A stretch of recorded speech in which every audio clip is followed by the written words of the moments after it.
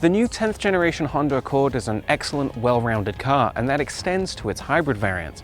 This Accord Hybrid delivers outstanding fuel economy, but it doesn't ask you to make too many sacrifices to do so. There are no weird looks on the outside, no unconventional driving experiences behind the wheel. There isn't even a massive price premium compared to the regular Accord. It's just a great mid-size sedan that happens to get 47 miles per gallon.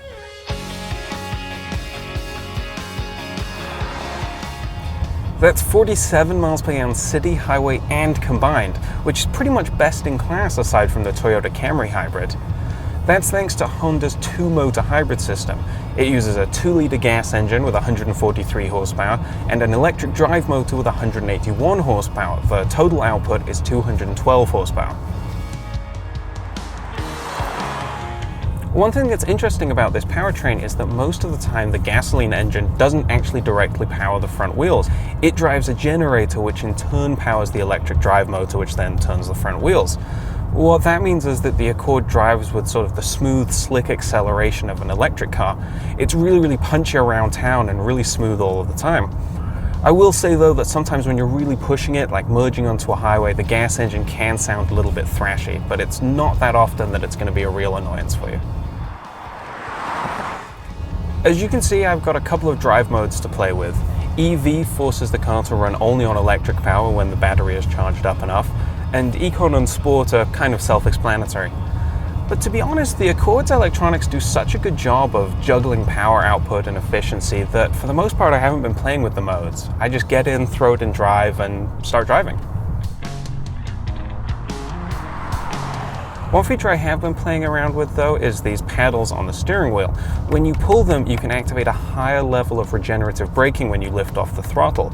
That means that the car slows down more when you lift off, but it is charging the battery when it does that, so potentially depending on how you drive, that could make you drive more fuel efficiently.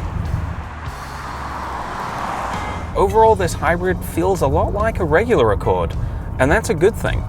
The steering and brake feel are really good. It's really quiet in here, and the suspension does a great job of absorbing bumps before they get to my butt. All told, this hybrid doesn't make you give up too much in terms of driving satisfaction compared to the standard car. And that's not something I can say about every hybrid that's on sale today.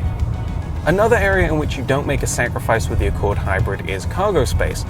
For the 2018 model, engineers moved the battery pack under the back seats, so you get the same amount of trunk space and same 60/40 folding back seat as in the regular car. That's a roomy 16.7 cubic feet of space. The cabin is plenty spacious for passengers as well, with lots of leg and headroom. And the big windows make it bright and airy whether you're sitting up front driving or riding in the back seat. In terms of technology, I love the simplicity and responsiveness of this 8-inch touchscreen infotainment system, especially because it also has a ton of physical shortcut buttons.